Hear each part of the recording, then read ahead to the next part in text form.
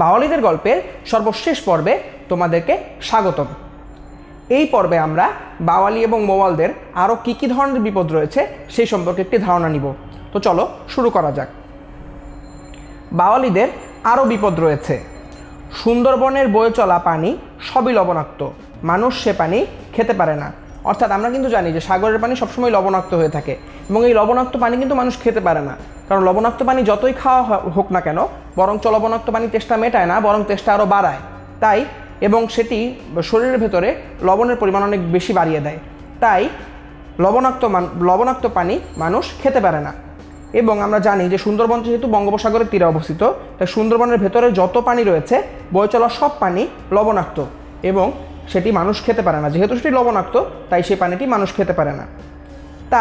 তাহলে তারা কি করে? তাই তারা ছোট ছোট পাত্রে পানি নিয়ে আসেন। যেহেতু গ্রাম অনেক দূরে থাকে এবং সেখান থেকে বয়ে নিয়ে আসতে হয় সব কিছু, তাই তারা ছোট ছোট পাত্রে পানি নিয়ে আসেন, যে পানিগুলো হচ্ছে তারা খেতে পারে। অর্থাৎ মিঠা পানি নিয়ে আসেন, যেগুলো তারা তেষ্টা পেলে যেন সেই পানিটা তারা খেতে পারে। তাই তারা ছোট ছোট পাত্রে পানি নিয়ে আসেন।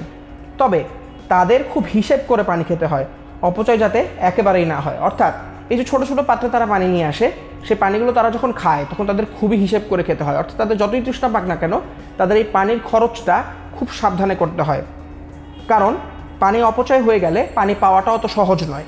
তাই তারা খুব হিসেব করে পানি খায় এবং যাতে অপচয় একেবারেই না হয় সেটি তারা খেয়াল রাখে। পানি একবার শেষ হয়ে গেলে সুন্দরবনে পানি পাওয়া ভারী মুশকিল। আমরা জানি সুন্দরবনের ভেতরে যত পানি রয়েছে সবই লবণাক্ত সাগরের পানি।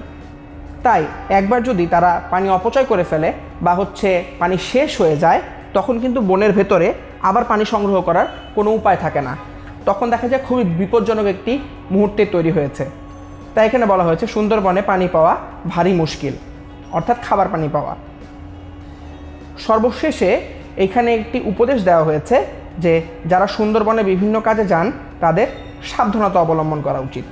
অর্থাৎ যারা সুন্দরবনে বিভিন্ন কাজে আমরা ঘুরতে যাই কিংবা বিভিন্ন কাজে আমরা যাই, তখন আমাদের এই পানির ব্যাপারে খুবই খেয়াল রাখা উচিত বা সাবধান থাকা উচিত। কারণ একবার যদি পানি শেষ হয়ে যায়, মিঠা পানি শেষ হয়ে গেলে সুন্দরবনের ভেতরে আবার পানি পাওয়া খুবই মুশকিল।